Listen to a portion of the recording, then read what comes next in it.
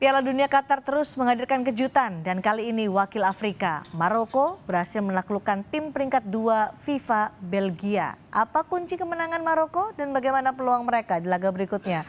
Kami akan menganalisa laga itu bersama pengamat sepak bola Anton Sanjoyo. Selamat malam Bung Joy.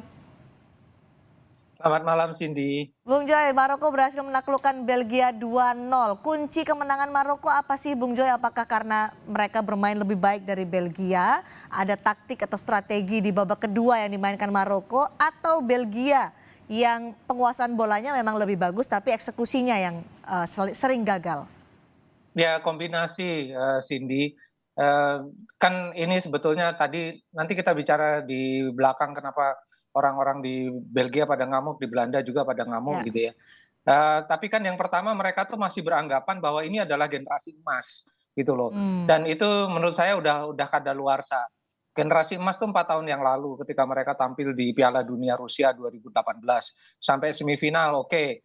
Tapi memang mereka ini kan generasi emasnya tuh juga pas-pasan dalam arti mereka tidak punya bound dua kali 11 pemain untuk jadi juara dunia gitu loh. Hmm. Mereka paling punya 14 atau paling banyak 15. Tapi toh yang 15 di 2018 itu juga kan sekarang yang bersisa tinggal De Bruyne sama Courtois.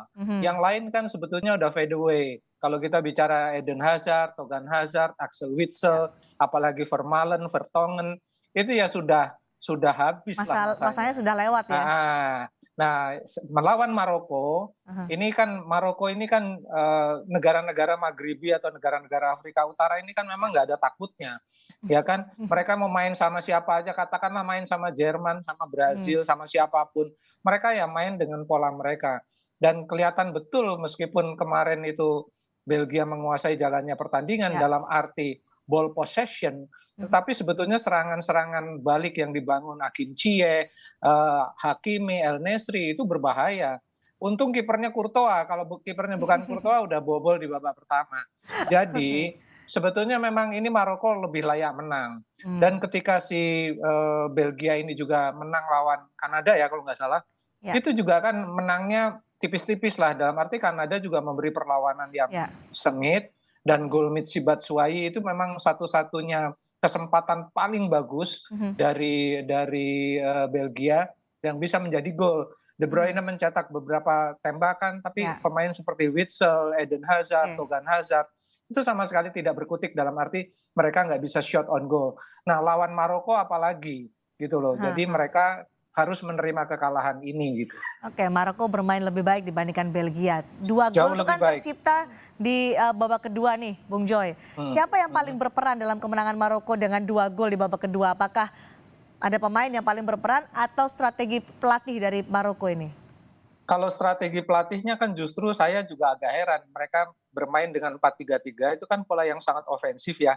Untuk menghadapi tim yang katakanlah ini kelas 2 dunia gitu, nomor 2 kan peringkatnya. Tapi saya yakin pelatih Maroko ini tahu bahwa ini adalah Belgia yang sudah berlalu masa emasnya. Sehingga dia berani memasang 4-3-3, itu formasi yang sangat ofensif. Nah, dan kalau Anda tanya siapa yang paling berperan, menurut saya memang sayap kanan ada Hakim Ziyech, ada Achraf Hakimi, itu yang paling sering.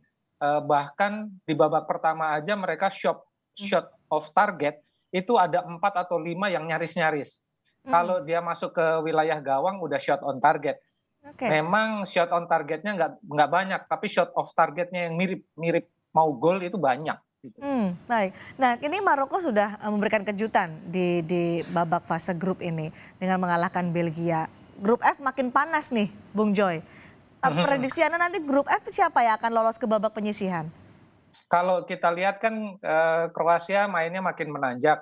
Saya rasa Belgia masih akan menghadapi Kroasia kan di partai terakhir.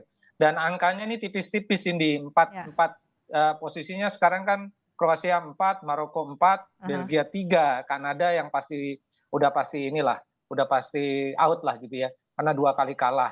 Tapi antara Kroasia, Maroko dan Belgia masih seru. Maroko masih akan ketemu, Belgia masih akan ketemu Kroasia. Jadi rasanya memang agak sulit bagi Belgia untuk melaju terus.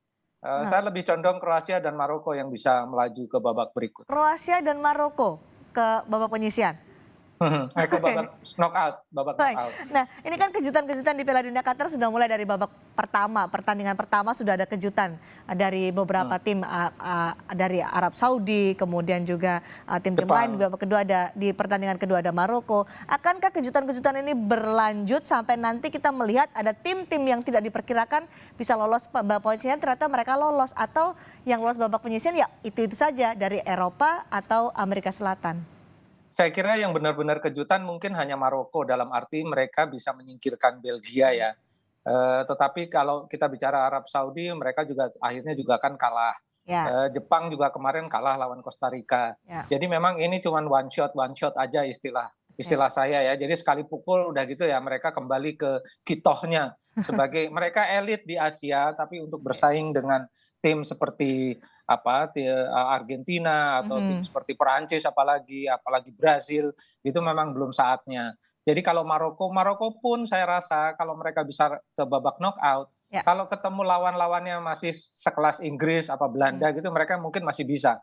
Tapi kalau ketemu udah kelasnya udah Perancis atau bahkan Brazil atau Argentina Oke. atau Jerman, kalau Jerman Berat lolos ya. dari grup, agak berat untuk Maroko. Oke, kejutannya mungkin Maroko bisa lolos ke babak penyisihan, tapi apapun bisa terjadi di Piala Dunia. Kita makin seru untuk bisa menyaksikan pertandingan demi pertandingan. Terima kasih Bung Joy sudah berbagi analisa bersama kami di Sapa Indonesia malam Sama-sama. hari ini.